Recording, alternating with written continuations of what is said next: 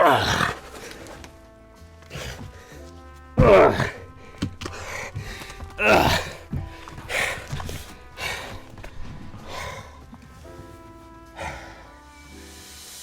Being a hero is one of the most common vicarious aspirations of the human race.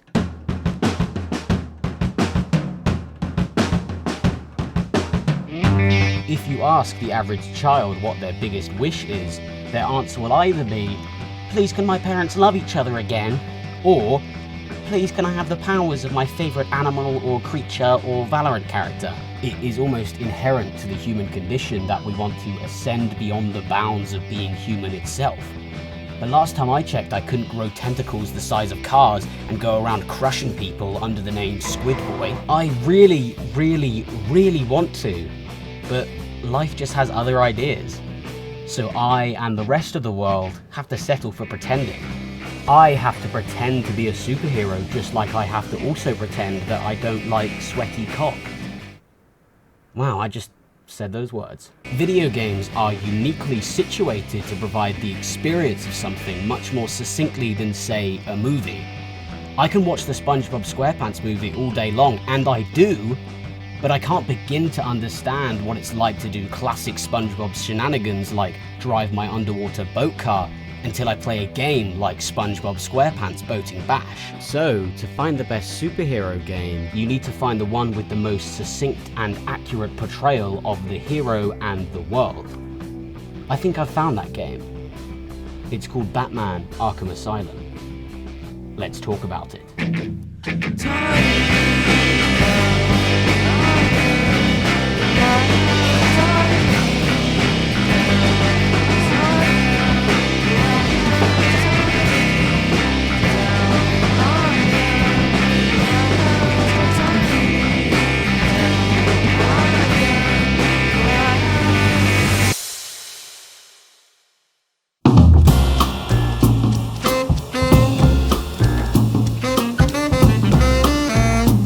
Batman is a cultural myth so huge that it surpasses explaining.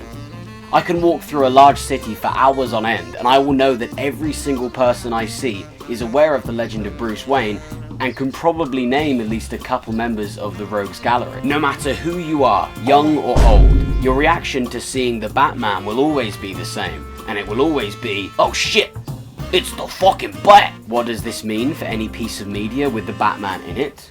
Well, it means we really shouldn't be wasting time re-explaining the character's origins and internal morality, because if both the dweebs and the jocks already know this background information, we don't need to be wasting any time on that bullshit. We can get to the stuff that matters. We can spend our time on the actual story instead of explaining for the 100th time how mild-mannered sperm bank worker Plebius Zap fell into a vat of molten semen and now goes by the name Cum Man. So Batman Arkham Asylum chooses not to deal with all that malarkey because why would it? We already know Batman. He uses his vast wealth to punch people really hard in the face instead of rebuilding the broken neighborhoods of Gotham City. You know, we know him. So instead, the opening moments throw us right into the action.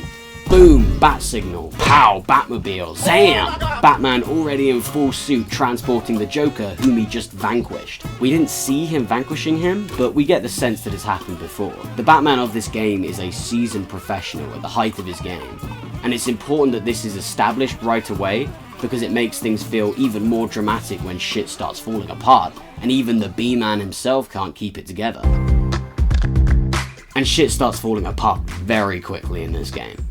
There are about 10 minutes of what I guess you could call control at the beginning of the game, but even then the tone remains ominous and it's obvious that things aren't going to stay chill forever. There's a bit where the lights go out for just a second, and when they come back on, even though the Joker is strapped to a trolley, Batman has his hands so tightly around his throat that I'm into it. This isn't because Batman is scared of the Joker because he doesn't know what he's doing, it's because he knows how quickly the situation can deteriorate if Joker starts his little schemes. And so he's always on edge. This moment is a great reminder of the history between the two characters, and that combined with the one-sided banter that Joker is yammering for the entire time up until that point, we are all clued into the Batman's character, the Joker's character, and the relationship between them. Or more specifically, the shades of difference between this universe's Batman and Joker compared to other universes' Batman and Joker. Surprise, surprise, the peace does not last. And in this moment, we truly understand why Batman had such a hair trigger when it came to his domineering attitude. Joker manages to overpower a guard and a doctor in a matter of about 15 seconds, which proves to us that we should kind of be afraid of him. Not because of his sick fighting skills, but because of his sick planning skills. We, at this point, don't know his plan. We barely know anything. The game started 10 minutes ago.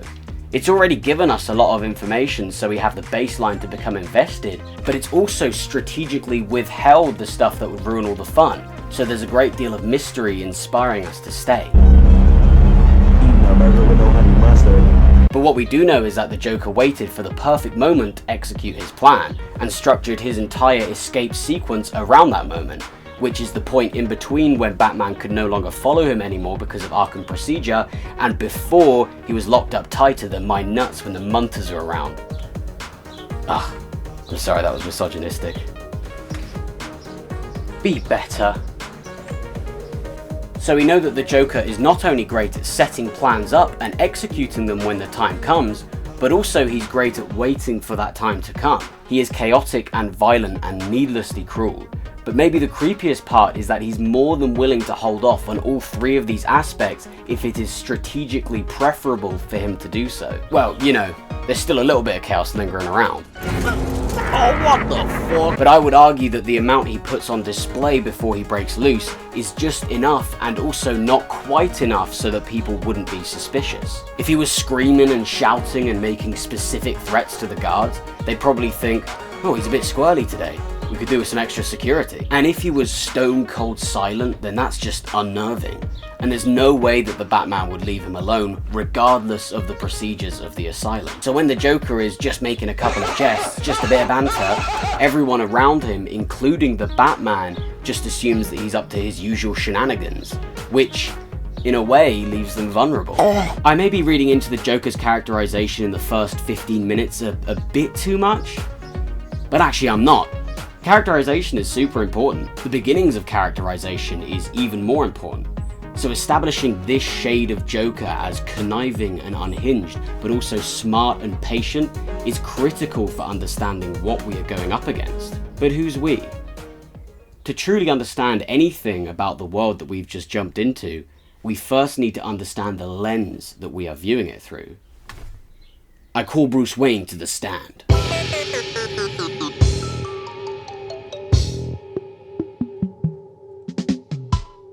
Bruce Wayne is not the most mentally stable human being. I think you can agree that even though he doesn't want to kill anyone, he has done some pretty vile things over the course of his comic and cinematic run. From abusing his fiancée, to banishing an immortal villain to float through space forever, to becoming Psycho Batman, he ain't no stranger to controversy. And even his golden rule is broken sometimes if it suits him or if it suits the edgy comic book writers. Whether he's freezing his ass off in the Arctic Circle or swimming through fat clouds in Amsterdam, the Batman...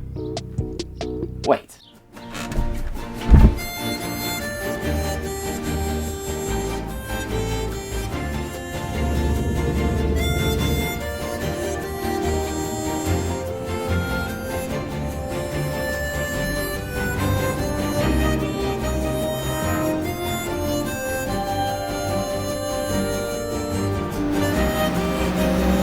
Whether he's freezing his ass off in the Arctic Circle or swimming through fat clouds in Amsterdam, the Batman brings his philosophy and emotional baggage with him wherever he goes. And that's kind of the problem. Bruce Wayne can never get outside his own head. He never actually dealt with the trauma he experienced when he was younger, and so he takes it out on whoever nearby happens to be committing a crime.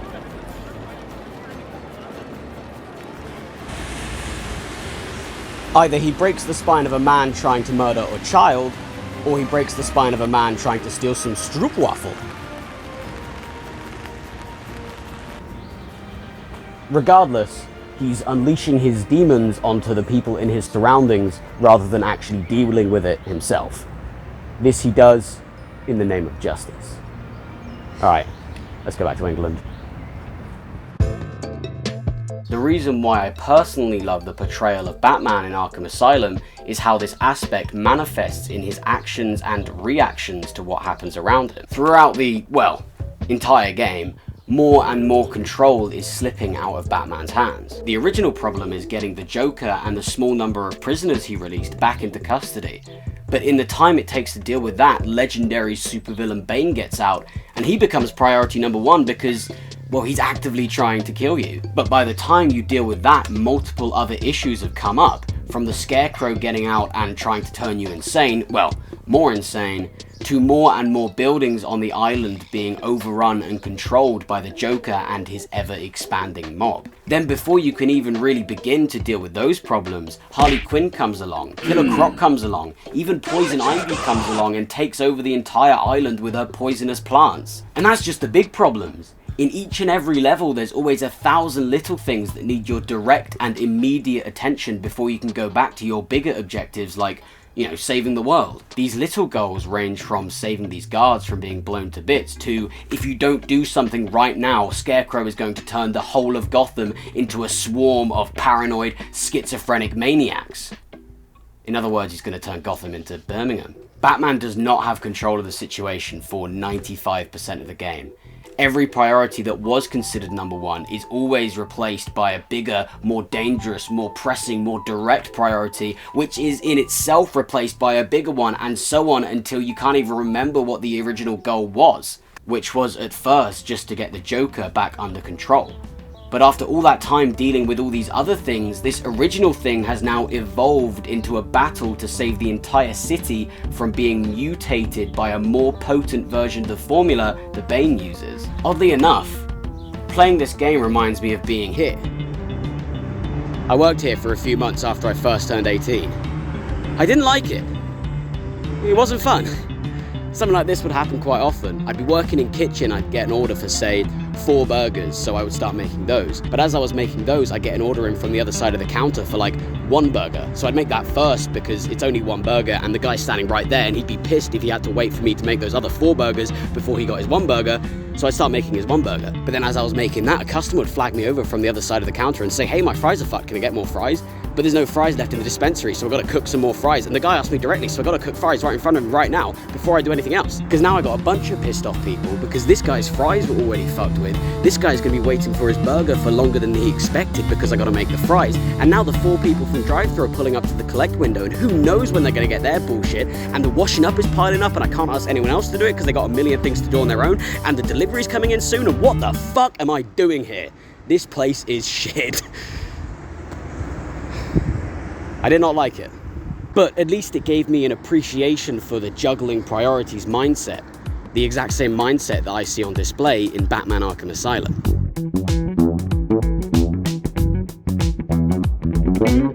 A big part of what I appreciate about Batman's character in this game is, confusingly, his inactiveness in its events. He, and as a byproduct you, are essentially always playing the catch-up game to the actions of other people. And in that, the danger and desperation of the situation is super effectively communicated. If we're to feel any tension while playing, Batman cannot be on top of anything that's happening. But you'd be damned if he admitted that. And it's here that we can start to truly understand the nature of Batman's character in this game. Because whenever anyone asks him if he's going to be able to deal with everything that's going on, he always replies with complete confidence. He never even hints at the fact that he might be in a little over his head, because no matter how enormously, magnificently huge the opposition becomes, especially in the latter half of the game, he always remains completely stoic and puts the brunt of the situation on his own shoulders. He could literally be under 1,000 feet of ice, drowning in a lake of million-degree lava like a character from one of those puzzle mobile game adverts.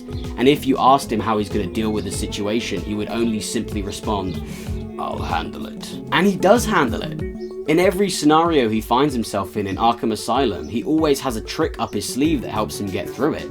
In that mobile game advert situation I just described, he would probably be able to burrow through the ice using the Bat deep sea drilling equipment, and then cool himself off with the Bat tea towel soaked in cold water. So even though the actual events of the story mostly happen on their own, thereby making the B-Man inactive to those events, the way you react to what happens is almost liberating in a way, because no matter how constrictive a problem is, we can always find a creative solution out of it. But that's just that dude doing it. Last time I checked, I wasn't 6'3" with 9-pack abs and billions of dollars. So how can I be Batman without doing something hard like going to the gym or waving away all my morality in order to make $1 billion? Well, I'll tell you how. It's through the game.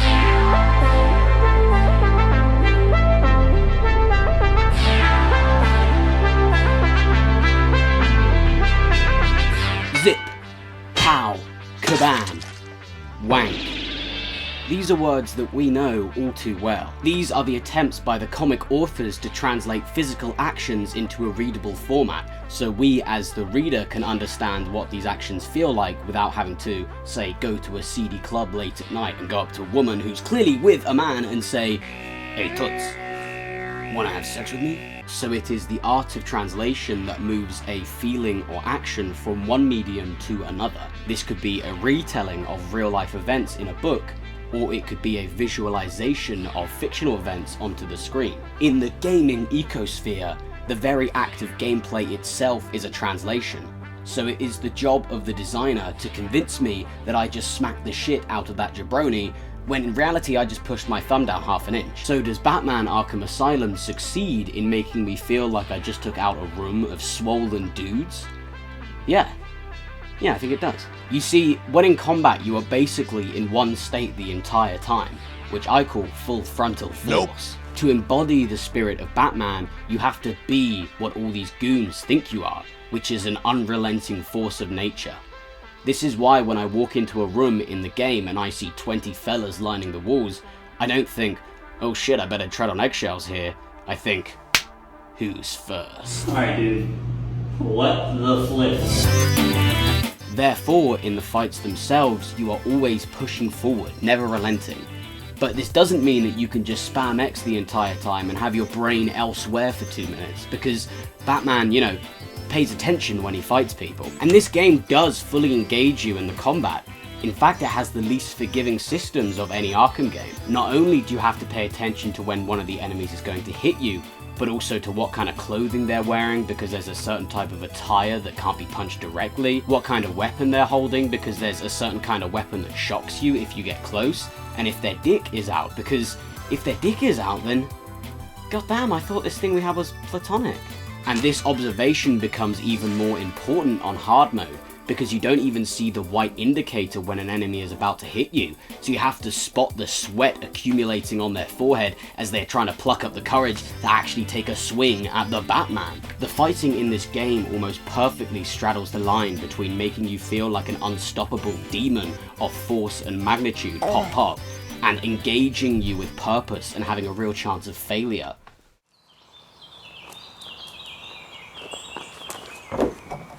Oh, fuck. Shit. Oh, fuck. Oh, shit. Fucking hell. If you want to know the difference between a good combat system and a shit one, then look at the Xbox 360 adaptation of the Amazing Spider-Man movie. I actually remember liking this game the first time I played it, but then again I was 11 years old and I also thought that the Diary of a Wimpy Kid movies didn't have any cinematic merit. So just to be safe, I wouldn't listen to anything that I say. But I think it made a couple of fatal flaws in the combat that made it a bit of a bore to get through. Whereas I never got bored playing Arkham Asylum. For starters, whenever an enemy tries to hit you, if you don't hit the counter button in time, they will straight up teleport across the stage to get to you. Whereas the goons in Arkham Asylum don't have the power to bend space and time to their will as they see fit, so they just whiff and hit the air. Also, the animations don't feel as impactful, the art style is considerably worse, and there's just this air of jank lacing over every encounter. Also, it overcomplicates the whole thing with 100 different web attachments and little web shooting based minigames buried within the combat, which in turn proves the importance of simplicity in Arkham Asylum. You see, in Arkham, you have enough options to stop the fisticuffs from feeling stale, but not so many options that you feel like a dunce, nay, a moron, for missing out if you just want to get through an encounter using the punch and counter move. That's alright, we can't be on all the time. And on top of that, it's always been a piece of piss to rack up an enormous combo in that Spider-Man game and in the other Arkham games, because as they went along, the devs got more forgiving with how quickly you have to counter enemy hits. As an enemy starts to punch you in those games, you basically always have time to finish your combo, down the other enemy, and read the collective works of William Shakespeare before that attack actually lands. But in Arkham Asylum, if you're busy with other stuff and don't leave yourself time to counter, you get hit. It's really as simple as that. This is why getting hundreds hit-long combos in those games is no big deal. But in Arkham Asylum, there's an achievement for getting only a 40-hit combo, which is actually quite hard to get. But that's just one half of the gameplay coin. The other half is stealth, which is interesting for me because I've never been a huge fan of stealth games. Don't get me wrong, the good ones are real good, but the bad ones, which is most of them, just involve a lot of waiting around and trial and error that feels like banging my head against a wall until either the wall breaks or my head does.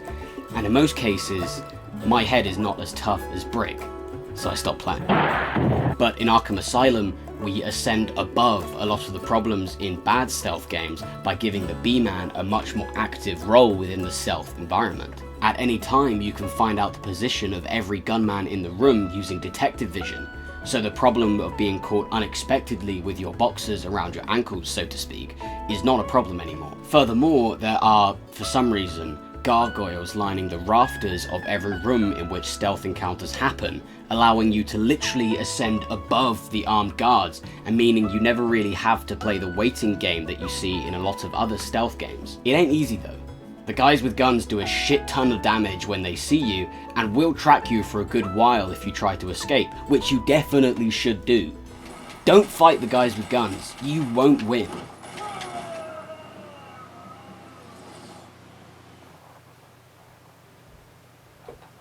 Well, that went well.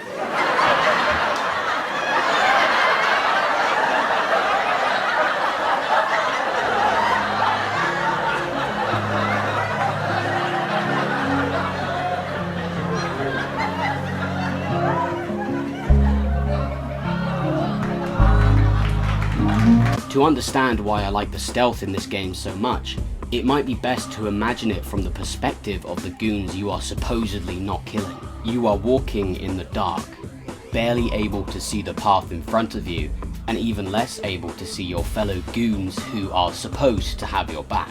Your boss is an insane clown who has threatened to kill your family if you don't bring him the head of his enemy. And you have word from your supervisor that this enemy has breached the building that you are in, the very same enemy who has torn through dozens of your colleagues with apparent ease. And is that a shadow up there on that gargoyle? If it is, you've already lost. Look, I know I said earlier that part of the uniqueness of Batman's character in this game is his inactiveness within the story, but him being so active in every combat and stealth encounter only proves how ridiculously huge the threats in the larger story are. Because if he can deal with a room full of guys with guns without too much trouble, then how bad can the situation really be that it's spiraling out of control so badly? Because the situation really is that bad. Because even the Batman can't do shit when things go so wrong. But how did things go so wrong? What's so messed up with...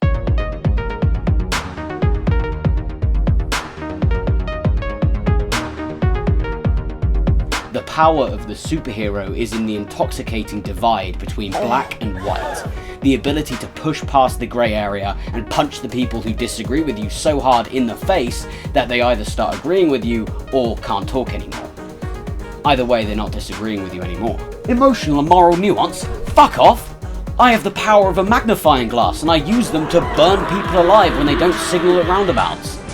This I do in the name of justice. Okay, that might be a little exaggerated, but it is true that in most superhero media, the direct morality of what the hero considers to be bad, and therefore what is worthy of brutal retaliation, is rarely questioned. In the Spider-Man universe, J. Jonah Jameson and his devotees often question Peter Parker's methods and his decision to be Spider-Man at all, but I haven't seen a single time where they claim that someone Peter thinks is bad to be good, or vice versa. Granted, I haven't seen every piece of Spider-Man media, so if something like that happens in Spider-Man vs. the Globuloids issue number 75, then I'm sorry, you're better than me, bend me over and spank my bare ass. Harder. But generally speaking, it is just a universal truth in these worlds that the villains are just bad. Or rather, it's universal truth for everyone except the villains and their goons. But what if the entire morality of the world is flipped and skewed and transform boosted into oblivion? Well, that's where Arkham Asylum steps in. Because that place does not live up to the surprisingly flexible standards of the National Institute of Mental Health. You can find audio recordings of interviews with prisoners all over the island. And I'm not even going to mention how they just leave classified documents like that on the floor in the sewers, but that level of disregard is nothing compared to what's actually on the tapes. Now, contrary to what you might think about me, I'm not a therapist. I'm not any kind of rapist. It's not much, but I guess that makes me a good person. But even I can see a litany of mistakes that the so-called therapists of Arkham make on basically every tape. The interviewer will frequently get way too emotionally involved and will react with genuine horror when one of the patients says something wacky, as if they didn't know what they were getting into when they signed up to work at Arkham Asylum. Who knows? Maybe they didn't know what they were getting into. We'll see later that there's a bunch of other stuff wrong with this institution, so I'm guessing they don't have the most transparency when it comes to their hiring process. But just in general, they seem super unqualified and like they were expecting to speak to someone who's just in a bit of a downward spiral, someone who's just got a bit of issues to work through. Not someone who literally views people as zombies and has killed over 20 women. Like, whoever's in charge has so little clue that they put the most infamous and insane villain in a city famous for its insane villains under the sole care of one Harleen Quinzel, a therapist fresh out of school with no experience who asks him questions like, "Why do you do the things that you do?" Someone like the Joker needs to have a comprehensive, multi-layered and exhaustively detailed plan far beyond the scope of being executed by one person to have any hope of having any kind of effect on him. And the guys in charge sent one absolute newbie in there with him whose questions are barely any better than, "Why can't you just be normal?" And that's just the tip of the iceberg of incompetence and, quite frankly, tomfoolery that we see on display in the so-called Institute of Arkham. For example, 1, the most deranged inmates in Arkham are kept in the penitentiary, and despite the fact that they are clearly in an acute state of mental anguish, they are put in these tiny, inhuman cells and left completely unattended. The only way you even know they exist is through detective vision. And one of the only people in the entire building whose cell you can see in through a window is Clayface, who can shapeshift and constantly tries to communicate with and trick anyone walking past by transforming into people that they know. Is this the dude we want having more access to the outside world than all these perfectly harmless, deadly monster men? Why would you put him in here while the people who might actually need some space and light are stuffed in here? It's almost as if you don't want the inmates getting better. For example, number 2, the state of the roofs. There are numerous weak points on the roofs of several major buildings that basically anyone could just shimmy their way into. And also there are decrepit entrances to caves right next to buildings. There's just this general griminess to the entire island. You've been here for as long as things have been going wrong, with the Joker breaking free just that night, but it's clear that things have been less than desirable for a while now. Like they've forgotten the number for the caretaker or fired him to cut costs. Sure, a bunch of sweaty lunatics running amok didn't do much to help the smell of the place, but it was always pretty stanky. This is very far from an actual hospital environment. It's almost as if they don't want the inmates getting better. For example 3, let's take a look at the island layout itself. The most dangerous ward, intensive treatment, the ward that holds the most deranged patients, is the one that's closest to the entrance, and the area that houses almost all the inmates, Arkham West, with the penitentiary and medical facility, comprises slightly less area than Arkham East, which contains only buildings for management's pleasure, like the Botanical Gardens and Arkham Mansion. Also, when Poison Ivy exists, why is there a huge building on the island whose sole purpose it is to house enormous plants? That surely can't go wrong. Even at the very start of the game, when you see Batman driving his Batmobile towards the asylum, the sign under the direction sign says, "Hitchhikers may be escaping patients."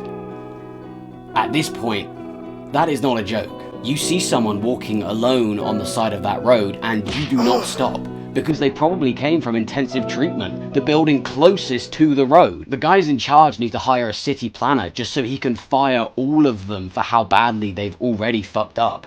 It's almost as if they don't want the inmates getting better.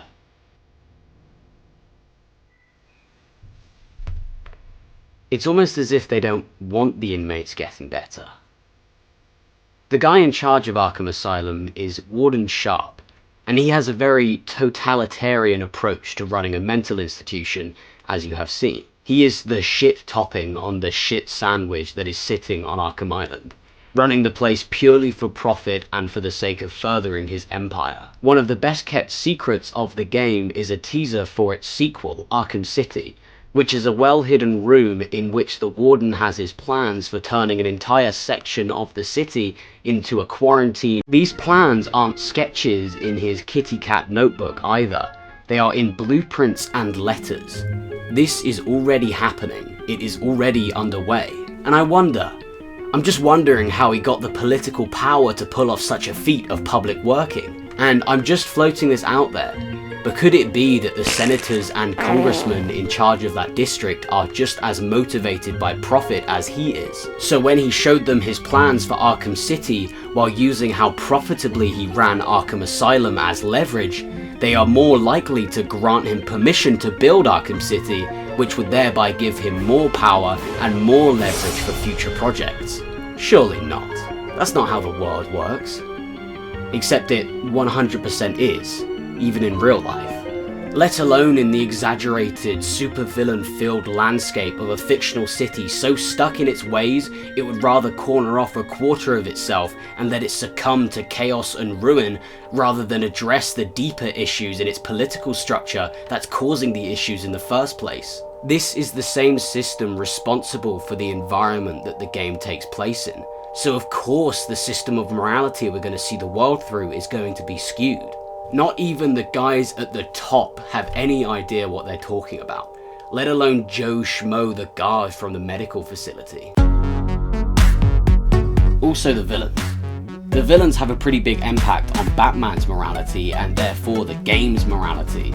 In real life we don't really have supervillains, or at least the ones we do aren't able to be locked up because they don't kill people while dressed as a pig.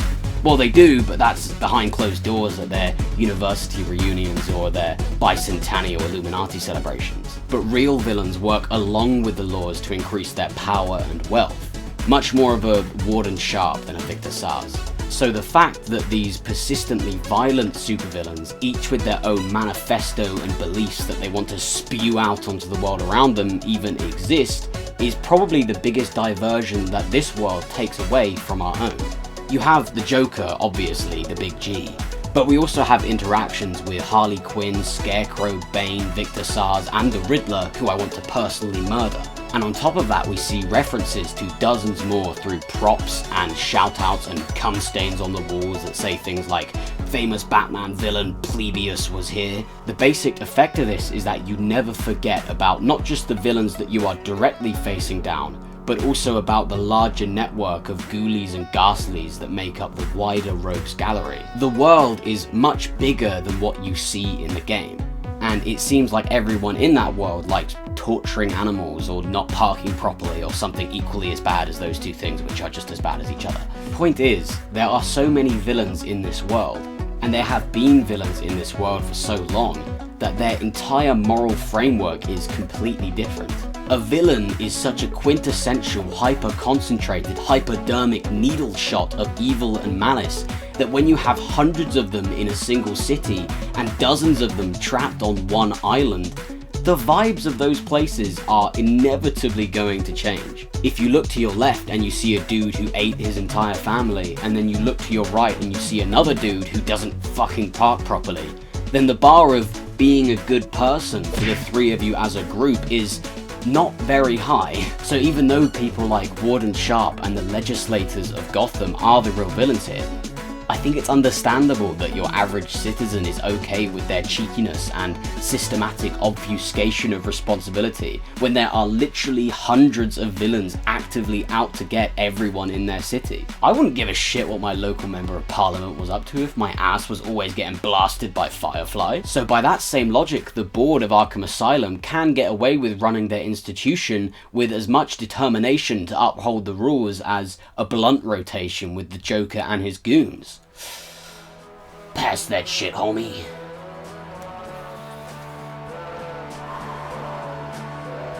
Shit. That kush got me feeling mischievous. So yeah, Arkham Asylum, pretty crazy. I think it's easy to lose sight of the world you're in when you're completing a lot of the busy work tasks the game gives you, like crawling through vents or following trails. So for a lot of the game, I wasn't really thinking about the thematic implications of everything that was happening.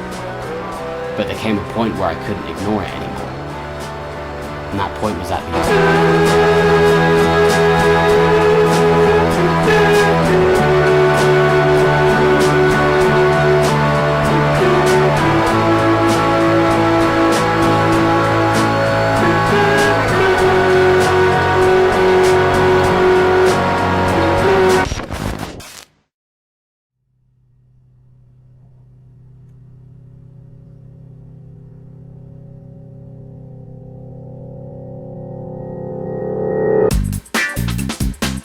Being a hero is not about being right.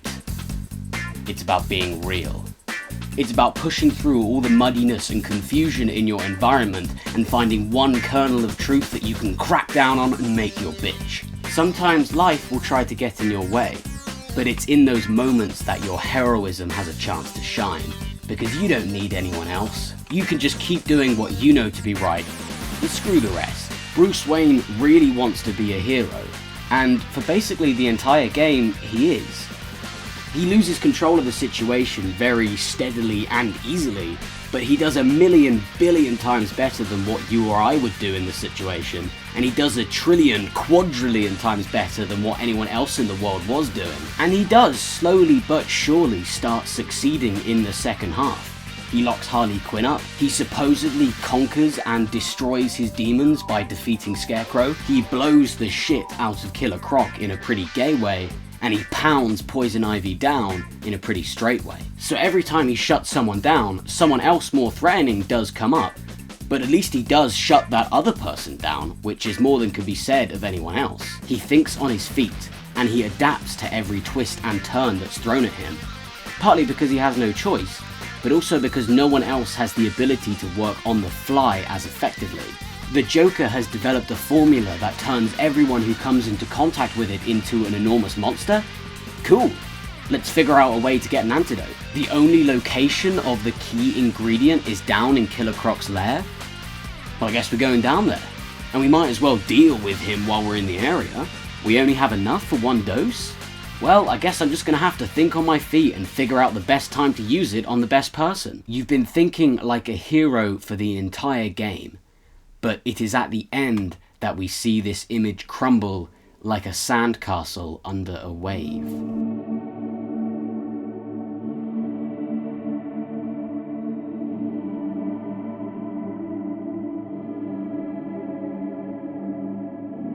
By the time you see the Joker eye to eye, you haven't seen him in a long time. In fact, you've only seen him a couple times throughout the game, once at the beginning and twice at the Botanical Gardens. So him just transform boosting his sorry ass right in front of us is like, damn, this is real now. You know how for nearly 20 hours now you've been grinding your ass off harder than an Instagram hustler just to be rewarded with your surroundings descending further into depravity and chaos? Well, most of that was caused by the fucking B team of Arkham Asylum. These are the guys that are usually on the bench, always being told by the coach that they're gonna play one day, but we both know that they're gonna graduate before they even touch the field. So these assholes have been causing you so much pickle because of their pressure compounding and building on each other to create a miasmic stew of stressful nausea, while the actual villain, the A-list, is mostly bubbling away at his plan in the background. In fact, it was probably part of his plan to distract you, which is why he released all the inmates at the beginning of the story. But by this point, his plan is all but completed, so now it's just time to complete it. The Joker invites Batman into a room in which he sits on a throne of mannequins and skulls. Maybe it's a visual representation of the people he's used and destroyed to get to where he is. Maybe he just thinks it's funny that people would draw such conclusions from furniture. But I don't think Batman was thinking that when he walked in, because shortly thereafter he was being double penetrated by two huge hulking Titanite demons, and shortly thereafter that he was being dodeca penetrated by an army of goons. This is the ultimate point of combat prowess. You always have to be looking in all directions around you to see any single attack that could come in and rain down upon you if you're not careful. But you're the fucking Batman. I've been talking about this the whole time. You are the worst nightmare to these goons. You are the feeling that they are being watched late at night. You are the electricity that runs on the back of their necks and makes their hair stand on end. You are the goddamn Batman. You don't stop at nothing. You push past all the muddiness and confusion in your environment, and you crack down on the one kernel of truth that you know to be so. And that makes you a hero. Don't let anyone tell you otherwise.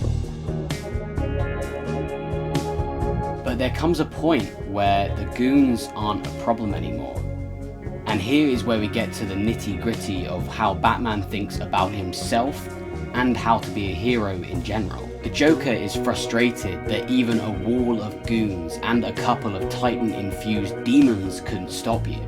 So he tries to shoot Commissioner Gordon with the formula that turns people into the Titan monsters. However, Batman jumps in front of the dart and gets pricked with the formula instead. As he lies on the ground trying to fight the transformation, the Joker taunts and leers at him until he realizes that if he shoots himself with the formula as well, then they can have a proper brawl. Mano a mano, Titan a Titan. So to recap, Batman has saved Commissioner Gordon, forced the Joker to play his final hand by irreversibly transforming himself beyond the bounds of the human body, and boiled down the innumerable issues at play into a single one-on-one fight, which, with the power of the Titan formula flowing through him, should be beatable. He has set up the situation perfectly for a slam dunk. Now he just needs to take the leap. Ah, what a hero. What a noble man. What a swell dude. Is what I would be saying if he didn't then inject himself with the antidote to the Titan formula. The only dosage of the antidote in existence. Now, you might not see the significance of this moment at first, but I do, because my brain power is just so far beyond you. I'm like a god in human clothing, lightning bolts shoot from my fingertips, all that kind of stuff. Now, Batman absolutely did not need to do this. I already explained how he had everything set up to tie up the loose endings in a surprisingly neat way considering how out of hand and messy things were getting. But to do this, he had to give up the one thing that he didn't want to: himself. Fortunately, the Titan process does reverse itself given enough time. But he does not know this information. As far as he's concerned, the change is permanent. He's too attached to get out of the fleshy, muscly form he's sunk so deeply into. And just like he can't get outside the head of Bruce Wayne, he can't get outside the body of Batman. He is the ultimate product of his environment. An environment formed purely out of hatred and fear and anxiety. These are things that only breed more of themselves. And I don't think he was ready to leave that behind and become something bigger than himself. Just as we as people cannot ever live up to our ideas of what a superhero should be and get powers and live a noble life and fight crime, the Batman cannot ever live up to his idea of what a real hero should be and give himself up for the sake of the greater good. True devotion requires the truest absolution of the self. And Bruce Wayne, he's obsessed with himself. He spent billions of dollars becoming the icon of fear for at least the city of Gotham, probably for the entirety of America. Sure, he as Bruce Wayne is not known for doing this because of his secret identity, but that's the most important part. He has become precisely what he wanted to become, unburdened by who he really is. And he has sunk so deeply into that persona that there's no way he's ever going to leave it, even if it means potentially saving a lot of lives. If there's no antidote left, then who knows who might need it later, and who knows who might need to synthesize it for multiple other people. These questions were very much established in the plot, so Batman was definitely considering them when he chose to give the antidote to himself, and yet he still gave it to himself. This is not the move of a hero. This is the move of a man. Bruce Wayne likes to think of himself as an icon, but he's a man. But this isn't a bad thing. A man can still fight for what he believes in despite his weaknesses and flaws. So that's what he does. He doesn't stoop to the dumb brutality of a Titan fight that the Joker wanted. He fights him with cunning and resolve and quick thinking. And through that, he's able to defeat the Joker in much the same way he's managed to jump over every other hurdle in the game, without sacrificing his strengths. And this is one hell of a gambit. If it went wrong, the entire city of Gotham would be infected with the Titan formula. The fact that he doesn't sacrifice his humanity for way better odds proves his deep personal flaws. But those flaws are undeniably part of him. And why deny who you are? Being a hero is not about being right. It's about being real.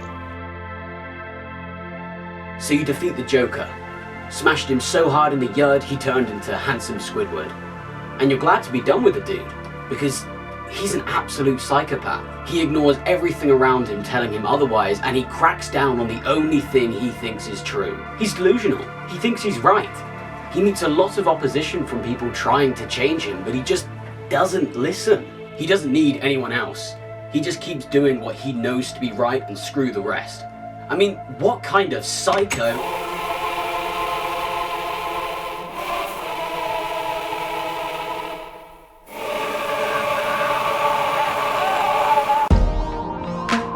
The Joker is not the only villain on the island, however, and he's also not the worst. The worst is who I would consider to be the second biggest villain of the game, a man by the name of Edward Nygma, the racist Riddler. He hid hundreds of riddles and trophies all over the island, and he has the audacity, the courage, the bold-faced ghoul to tell me that I'm not as smart as him if I don't collect them all. Well, tough luck, Mr. Riddler, if that is your real name, because I am not falling for it. I absolutely do not want to collect a bunch of meaningless riddles for hours on end, thank you very much, because why the fuck would I? Maybe I haven't experienced every aspect of the game world by not participating, and maybe this means that he is smarter than me, but my experience with this game ends at the story, and you cannot convince me otherwise.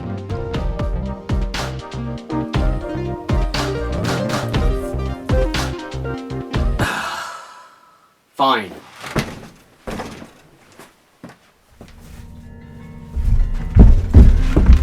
The Riddler trophies in Batman Arkham Asylum are the single best thing in gaming history.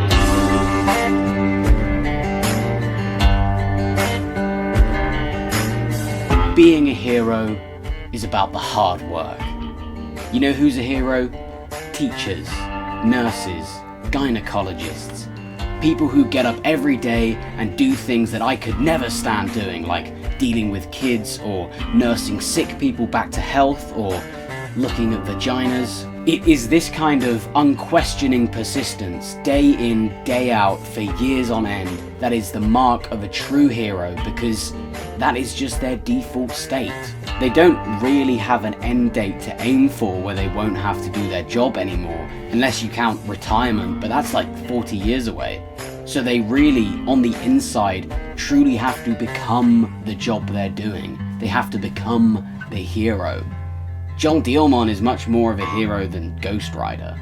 It's pretty hard / impossible to replicate this experience in a video game, because most people don't want to play a game for 40 years, unless you're a Genshin Impact player. So the best that most designers can do is instill a kind of resilience to mindless repetitiveness, so that the player can understand and stomach what being a true hero is really like. All this being said, most games just use this as an excuse to hide 1,000 golden spliffs in car trunks and under women's dresses, which in turn just artificially extends the game's runtime so that Angry Joe can say how long and expansive the game's story is. It's a very mischievous thing for the designers to do, because it is a flagrant waste of the player's time and the fictional character's time. And very often both of these people won't have this time to waste. Least of all Batman. Did you see half the shit he had to deal with throughout the game? Do you think we have time to collect hundreds of little trophies while the entire island is falling apart and dozens of villains are trying to murder us? What kind of asshole expects me to do that shit, or else I'm not as clever as they are? Well, I'll tell you. Because understanding the Riddler is the key to understanding the rage in my soul as I entered another hour of mindless, pointless, and aimless grinding for collectible supremacy. The Riddler in this game is an interesting gentleman. We never see him, but we can still learn a lot about him through the phone calls that we have with him throughout the game. And it says a lot about him that we only ever communicate through phone as well. He has this unrelenting air of superiority every time he contacts you. Literally within the first line of dialogue, he refers to himself as your intellectual superior. His second line of dialogue calls your communication system primitive, and he says everything with this specific tone of voice, like you're so stupid for even existing. This attitude persists for the entire game. As you're dealing with one villain or another, you always have the Riddler buzzing in your ear, essentially begging you to complete his puzzles. And it's a real damned if you do, damned if you don't situation. Either you defy the Riddler and don't do the riddles, thereby proving that he is smarter than you, or you play into his games and do the riddles, which not only takes precious time away from a very time-sensitive situation, but also proves that he does have a certain level of power over you, because why else would you be doing this unless it's to prove some kind of intellectual dominance? After you complete about 2/3 of the riddles, it is revealed that if Batman baits the Riddler into continually contacting him, i.e. bragging and academic grandstanding, then he may be able to track him down and get him arrested. Arrested for what? Being a dickhead, of course. But to get to 2/3 of the riddles solved in the first place, you already have to commit to them, because there are so many hidden all over the island that does not happen on accident. So by its very nature, if you have the achievement Crack the Enigma, it means that you were sucked into proving the Riddler to be a loser. Because by God, he is a loser. From one loser to another, he's a fucking loser. There are plenty of pieces of media that give a extensive background to this character. Not this one, but we don't need one. What kind of person sets up a series of elaborate puzzles just to test the mental fortitude of his man crush? What kind of person annoys and enrages his therapist? A person trying to help him, to the point where they can't even stand to be in the same room as him? What kind of person has to taunt you for every other trophy you pick up with how dumb he thinks you are and how easy that trophy was to find? Not a winner. I know, the winner-loser mentality is stupid and toxic, and that defining your life by a binary list of entirely good and bad things is insanely reductive, but come on, this guy is next level loser, entirely characterized by the opinion of others. But actually, he's more than just that. We don't have an extensive backstory to tie him into, but we do have just enough to take a peek behind the persona he wants to be perceived as. In one of his therapy audio tapes, he speaks about a time when he tried to please his father by solving a logic problem that no one else could. His father didn't believe that he really did it, beating him and claiming that he must have cheated, which he did. He did cheat. He really wants people to see him as a genius because when it comes down to it, no one actually does. And is he really that clever? I guess he's smart enough to stay one step ahead of the law, which is why Batman had to track him down, but the law is really not on top of things in this game world, so is that really that hard? I feel like even I could be a half-decent bank robber in this world. And all the puzzles he puts on the island aren't hard either. They're just time-consuming more than anything. And even the ones that are more tough are in the category of a kind of one-sided tough that are super easy to make but much harder to solve. For example, look at the riddles where you have to line up a question mark in your surroundings. Eddie Boy over here can just waltz into this huge room and pick one very specific spot at his leisure and set up the angle there. Easiest thing in the world. And then our fucking dumbass comes along and has to scour this entire place to find the exact same angle that he was standing at. It's like coming up with ciphers. Making a rule by which a piece of text is scrambled is pretty easy, you just think of an obscure rule. But reverse engineering that process takes loads of brain power. It's why it took 50 years to figure out who the Zodiac Killer was. He wasn't that smart. His whole art form was just biased in his favor. The Riddler was similar. He could fucking pop down 1,000,000 trophies easy as pie. But we actually have to find them all. It takes diligent searching on our part for far longer than it probably took him to set them all up.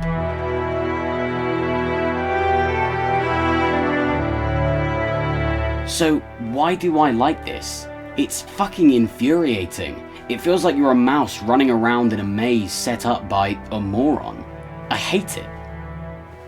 And that's exactly why I love it. It is a design decision that takes us into the Riddler's mindset on a quintessential level, as if we are being directly transported into the core of his being. Edward Nygma lives in a world of intense competition, one where he has to be the best at something or else he lacks value. He chose to try and be the most intelligent because if he believes that he is for long enough, then maybe other people will too. Although I think that deep down he knows this isn't true. He really is just a criminal trying to prove something like all the other criminals. And this central point of frustration is eating away at him. The gulf between who he is and who he wants to be is emphatically huge. So he's got this air of frustration hanging around him all the time. It's obvious when you listen to the audio tapes and correspondence between you and him. He fucking hates himself. That's the energy he's putting out into the world. That's why you have to collect 1,000,000 little trinkets to prove you're as clever as he is. And as you are completing another meaningless two-step puzzle to pick up another trophy, or as you're tearing out more of your hair after trying to obsessively line up a question mark puzzle, you realize you are turning into him. By picking up and playing this video game, you are essentially agreeing to complete the goals held within. And when these goals necessitate you being fed up and frustrated by demanding that you complete a series of repetitive and unrewarding tasks, you are basically stuck in a world designed to make you angry. To push you to the end of your tether and then keep pushing you until something funny happens. You become the Riddler when you choose to complete the Riddler challenges because you start to see the world as he sees it. A boring, infuriating mess. You stupid bitch. One of my favorite things about Batman Arkham Asylum is how the character design complements the game design perfectly. The combat and stealth makes us truly understand why the goons are so scared of Batman. Our confrontations with the Joker prove how similar he and us really are, and our struggle to catch the Riddler shows who he is and also kind of who we are as a player. Point is, the game leads with full immersion into the world and the bodies of the characters, which more than ever allows us to feel what it's really like to inhabit another man's skin. And in that way, more than ever, it allows me to finally, actually, be a hero.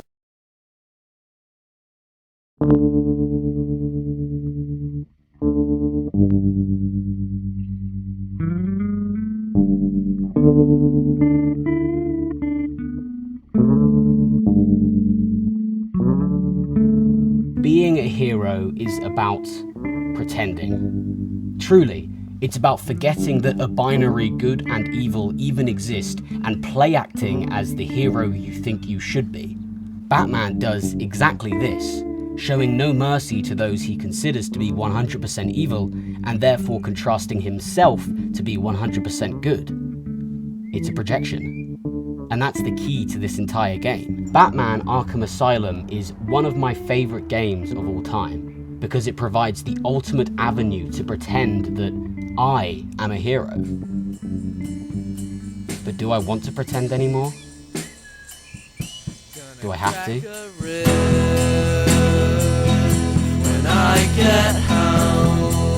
When I used to walk to school, I would always walk down this exact road and have this view of the path before me with the lamppost guiding my eye line towards where I was going. I remember telling my friends on an almost daily basis how I wish I had a grappling hook so I could grapple onto the lamppost and get to school quicker. It was a joke, and I found it funny, but I'd be lying if I said I didn't daydream about that stuff all the time.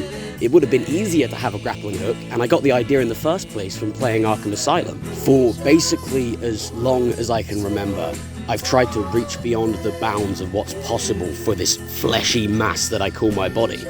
And also basically for as long as I can remember, video games have been there to help me do that, at least for a short while at a time. I've spent many hours pretending to be Spider-Man and Sonic and SpongeBob and Batman, but that can really only get you so far. I really am stuck as the person I am, and no matter what, I will always be vulnerable to getting stressed at work or falling too deeply into fictional realities or my hopeless attraction to sweaty cock. That is me. I can never live up to the expectations of being a hero, so I have to pretend to be one. But as we've learned over the course of this video, there really is no such thing as a hero at all. Everyone has flaws, and there is no binary when it comes to good and bad. I wish I was Batman, but I'm me. Maybe that's not such a bad thing.